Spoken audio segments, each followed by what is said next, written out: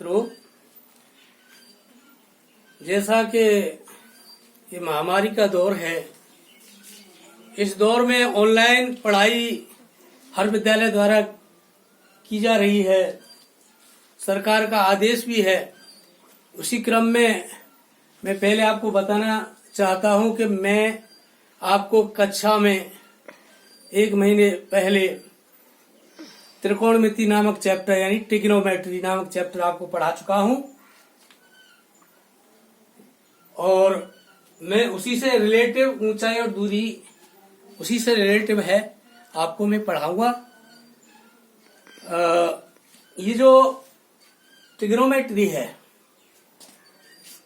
ये समकोण त्रिभुज पर आधारित है। समकोण त्रिभुज जानते हैं, ऐसा त्रिभुज जिसका एक कोण 90 डिग्री का हो, 90 अंश का हो, समकोण त्रिभुज कहलाता है। इसकी भुजाओं और कोणों के संबंधों को हम ट्रिग्नोमेट्री में पहले आपको पढ़ा चुके हैं। यानी भुजा और कोणों के जो संबंध होते हैं वो ट्रिग्नोमेट्रिकल रेशियो 6 हमने पढ़ाए आपको। Sine, cos, tan, cot, sec and cosec, ये पढ़ा चुका हूं मैं। ये ट्रिग्नोमेट्रिकल रेशियो त्रिकोणमितीय अनुपात जो 6 होते हैं ट्रिग्नोमेट्री में, इनसे संबंधित फॉर्मूला भी आप जानते हैं। और एक फॉर्मूला इसमें जो विशेषकर काम आएगा ऊंचाई और दूरी में, वो होता है लाल बटे कक्का और अक्क बटे लाल। आप इसे लिख सकते हैं। ये साइन लंब बटे कर्ण, कॉस आधार बटे कर्ण, टेन लंब बटे आधार, कोट आधार बटे लंब और सेक कर्ण बटे आधार, कोसेक कर्ण बटे लंब होता है। अब हम आगे बढ़ते हैं कि ऊंचाई और दूरी की क्या आवश्यकता है। देखिए, किसी पहाड़ की या किसी मीनार की जो ऊंचाई हम नहीं नाप सकते हैं, तो और या नदी की किसी की दूरी हमें नापनी हो तो वो नहीं नाप सकते हैं। तो इन चीजों को हम ऊंचाई और दूरी के द्वारा सरल कर सकते हैं, उनकी दूरियां और ऊंचाई ज्ञात कर सकते हैं। और इसमें हमें एक कोण और एक भुजा का मान ज्ञात होता है। उसी के आधार पर हम इन प्रश्नों को हल करते हैं। तो देखिए, सबसे पहले क्या है कि हम देखेंगे कि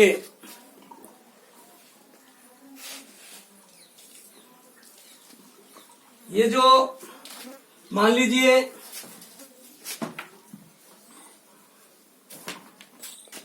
ये कोई मीनार है ए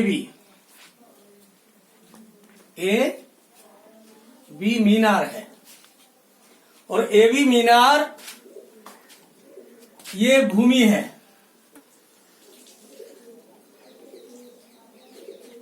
ये भूमि है, ये मान लीजिए सी पॉइंट है। यहाँ पे प्रेक्षक है कोई सी पॉइंट पे, यानी हम खड़े हैं या प्रेक्षक कोई व्यक्ति खड़ा है। अगर हम यहां से प्रेक्षक हम हैं, हम मीनार की चोटी है चोटी की तरफ नजर करके देखते हैं, तो हमारी जो नजर और मीनार की चोटी के मध्य जो कोण बनेगा वो कहलाएगा उन्नयन कोण।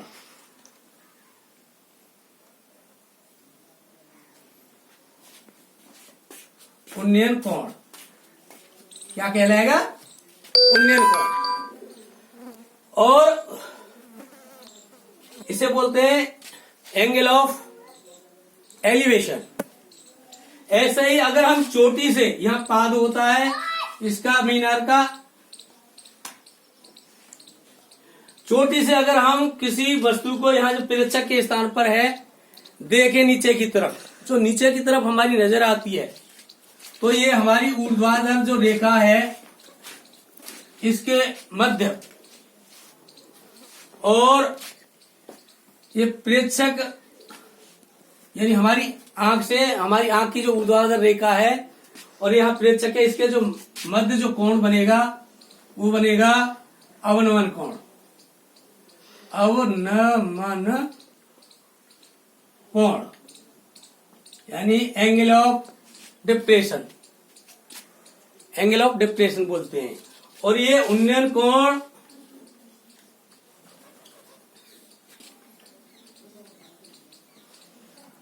इज इक्वल टू अवनमन कोण।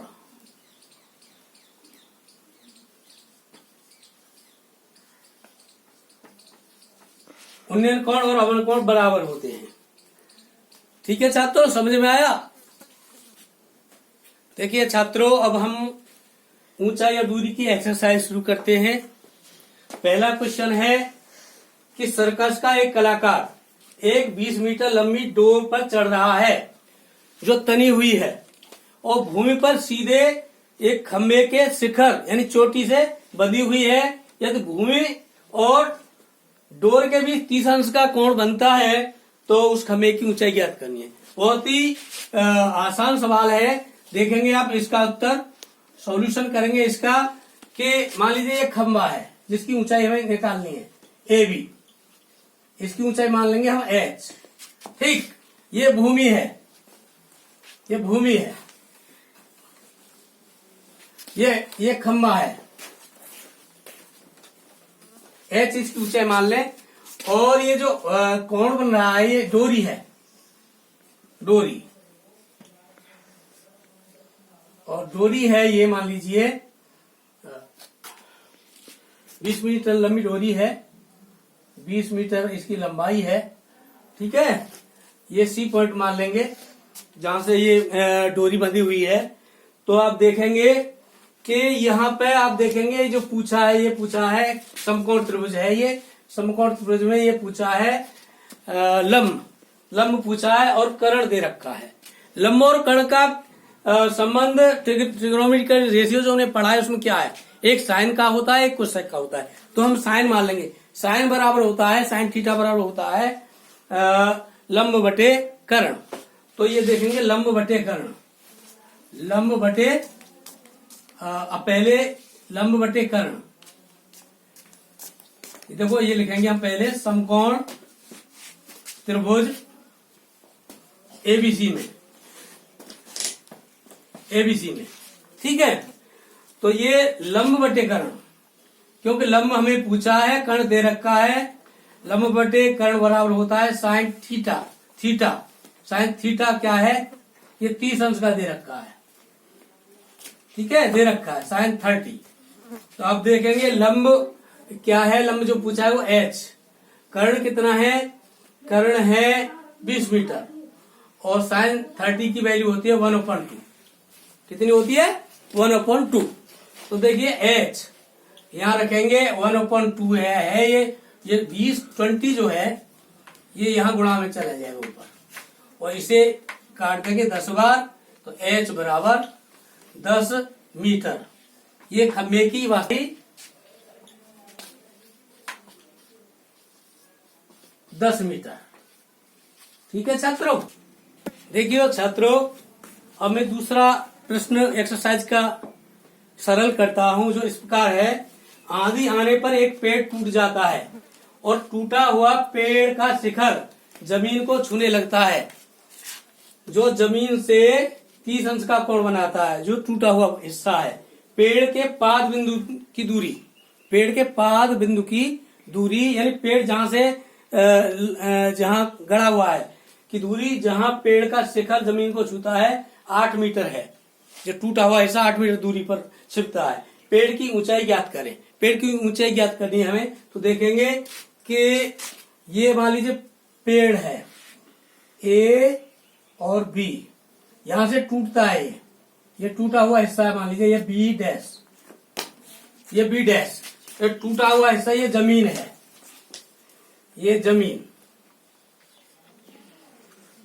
ये मान लीजिए सी पॉइंट है। यहाँ पर ये पेड़ जो टूट जाता है यहाँ जमीन को छीता है, ये भी पेड़ है और ये पेड़, ये मान लीजिए पेड़ H1 और ये हिस्सा है जो टूटा हुआ H2, यानी पेड़ H1 प्लस H2 है पूरा, क्योंकि H1 हमारा खड़ा हुआ है, H2 हिस्सा ऊपर से टूट करके जमीन को छूने लगा है, जो जमीन से 30 अंश का अवलंबन कोण बना रहा है, उन्नयन कोण बना रहा है, सॉरी उन्नयन कोण बना रहा है। तो हमें पेड़ की ऊंचाई ज्ञात करनी है। देखिए ये समकोण त्रिभुज है, समकोण त्रिभुज है, इसमें हम देखते हैं कि ये जमीन जो है ये 8 मीटर है, ये 8 मीटर है जमीन, यानी पेड़ के पास से ये जो शिखर है जो पेड़ का जो छीरा है जमीन को, वो 8 मीटर की दूरी पर है। तो हम H1 निकाल लेंगे, ये लंब और ये आधार, लंब और आधार के हिसाब से। तो लंब और आधार का जो फॉर्मूला होता है, यानी लंब और कर्ण का भी निकाल सकते हैं और लंब और आधार का भी पहले। तो लंब और आधार 10 होता है, यानी समकोण त्रिभुज BAC में देखेंगे कि ये लंब है और ये आधार है, यानी लंब बटे आधार बराबर tan थीटा होता है, tan 30 डिग्री, tan 30 डिग्री, ठीक है ना। लंब है हमारा H1 और आधार है 8, तो ये tan 30 जो है, tan 30 की वैल्यू होती है 1/√3। तो ये देखेंगे H1 बराबर आ जाएगा, हमें H1 आ जाएगा 8 का मल्टीप्लाई हो जाएगा, इधर चला जाएगा 8/√3 मीटर। अब इसी प्रकार हम H2 का मान निकालेंगे कर्ण और आधार के संबंध से। कर्ण और आधार का संबंध होता है वो कॉस से होता है, यानी आधार बटे कर्ण, आधार बटे कर्ण आ रहा है बेटा। जो टूटा हुआ हिस्सा है H2 उसको कैसे ज्ञात करेंगे, ये कर्ण है टूटा हुआ हिस्सा और ये आधार है। कर्ण और आधार का संबंध देखेंगे तो आधार बटे कर्ण बराबर होता है cos थीटा, cos थीटा कितना है 30 डिग्री, 30 डिग्री है ये। आधार कितना है आप देखेंगे, आधार है हमारा 8, कर्ण कितना है, कर्ण है H2, कितना है H2। तो ये cos 30 की वैल्यू होती है cos √3/2। आप देखेंगे H2 क्रॉस मल्टीप्लाई करेंगे, इसका क्रॉस मल्टीप्लाई करेंगे तो ये H2 इंटू √3, 8 2 जा 16 यानी 16, H2 इज इक्वल टू हो जाएगा 16/√3 मीटर। तो जो पेड़ की ऊंचाई वास्तविक होगी, पेड़ की ऊंचाई होगी H1 प्लस H2। H1 कितना आया हमारा, अभी निकाला था हमने, H1 आया था हमारा 8/√3 और H2 आया है हमारा 16/√3। तो ये इसका एलसीएम समान है, तो देखेंगे ये होगा 24/√3। देखो इसका हर अपर में है, इसको पर में बनाएंगे तो क्या करेंगे, इसके 24/√3 है, इसको पर में बनाएंगे √3 को, तो पर में ही कराएंगे इसका, तो √3 यानी इसके कंजुगेट का मल्टीप्लाई करेंगे तो ये आएगा 24, आ रहा है बेटा 24/√3 इंटू √3 होता है 3 इंटू √3, ये हो जाएगा 3 8 24, 8/√3 मीटर। ये होगी पेड़ की वास्तविक ऊंचाई।